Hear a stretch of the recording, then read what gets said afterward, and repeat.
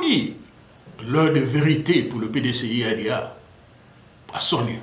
Un défi à relever donc ensemble. La circonscription donc, de Tumodi n'est pas donc une circonscription comme les autres.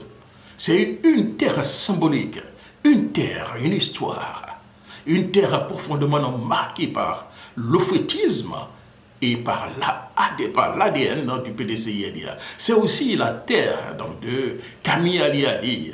C'est aussi la terre donc, de Hervé Ali Ali, fils de l'illustre compagnon du président Félix Houphouët-Boigny, que j'ai cité tout à l'heure, Camille Ali Ali.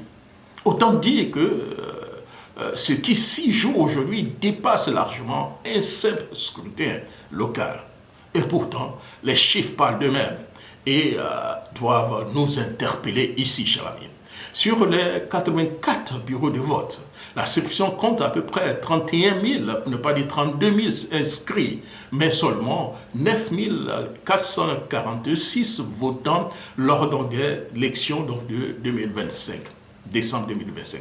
Cela veut dire que donc, une majorité silencieuse est restée donc, à la maison. Cela veut dire aussi que notre victoire, bien réelle, reste fragile, même si nous ne transformons pas cette base historique en mobilisation donc, massive, disciplinée et déterminée. Aujourd'hui, le RHCP nous lance donc un défi majeur, un défi politique à Tumodi. Ce défi, nous devons donc le regarder en face, sans trembler, mais surtout ensemble. Une tentative donc de manœuvre juridique sans fondement, vous comprenez, hein, qu'on veut coller au PDCI-ADA. Ce qui s'est passé, chers amis, hein, l'adversaire a saisi donc, le Conseil constitutionnel en s'appuyant donc, sur un argument aussi léger que dangereux. Il a donc reproché donc, au candidat du siège donc, de la sous-préfecture inscrit dans le village communal d'Abli, d'avoir donc donné 20 000 francs à des agents de la CEI, donc du bureau donc, de vote 3, au motif qu'ils avaient fait. Et cela s'ajoute donc à 3 autres affirmations donc, gratuites, sans donc le moindre début donc, de preuve et sans lien précieux, sérieux, j'allais dire, avec la sérénité globale donc, du scrutin. Sur cette base, la requête demandait l'annulation des bureaux donc, de vote concernés et en plus, plus grave, que le Conseil constitutionnel proclame l'adversaire donc vainqueur.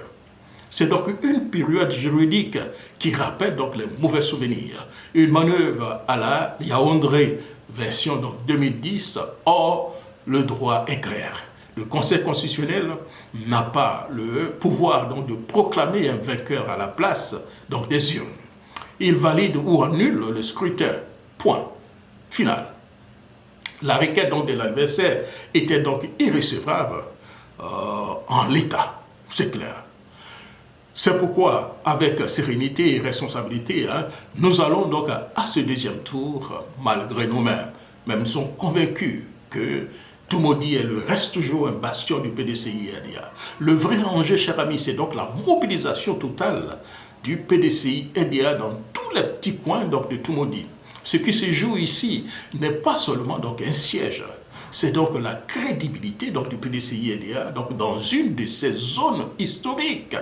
La capacité donc, à défendre notre victoire et notre aptitude à transformer nos bastions en forteresses électorales imprégnable.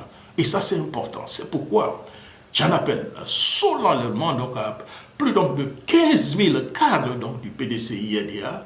Quand je parle de ces 15 000, on parle donc de membres du bureau politique, après pour moi 3 000, 2 500, les grands conseils 11 000 à 12 000, le comité des sages, les vice-présidents, les inspecteurs et les délégués dans tous les 4 coins donc, de la Côte d'Ivoire à se mettre en mouvement. Le combat est donc votre combat. Tumodi est notre affaire donc à tous, chers amis. Chacun peut et doit s'impliquer, soit par donc, un financement donc, de la campagne donc, et de la mobilisation, soit en étant volontaire le jour donc, du vote dans les bureaux de vote, soit en participant donc, avec une équipe donc, de terrain pour donc, la sensibilisation, la mobilisation et la surveillance donc, du scrutin. soit aussi en contribuant donc à la sécurisation donc, du processus jusqu'à la proclamation finale donc, des résultats. Nous devons être présents, c'est clair, dans chaque bureau donc, de vote, surveiller donc, des urnes et à chaque étape donc, du processus jusqu'à la proclamation définitive donc, des résultats. Tumodi est un test. Pas pour provoquer qui que ce soit, pas pour intimider, mais pour garantir la sincérité donc, du vote et protéger la volonté donc, des électeurs. Tumodi est un test pour notre avenir.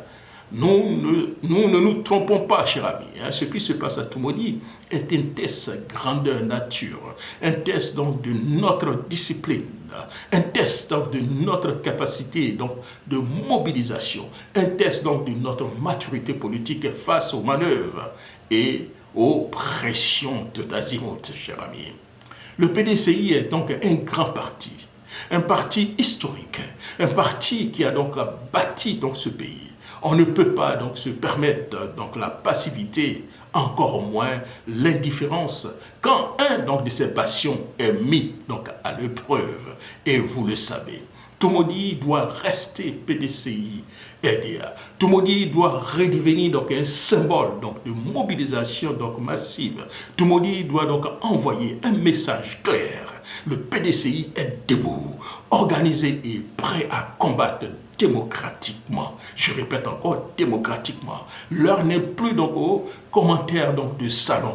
L'heure est donc à l'engagement concret. Chacun à son niveau, chacun selon donc ses moyens, mais tous ensemble, chers amis, tous ensemble, parce que donc ce combat, ce n'est pas seulement celui d'Hervé Ali. C'est donc un combat du PDCI-RDA tout entier. Nous devons relever ce combat.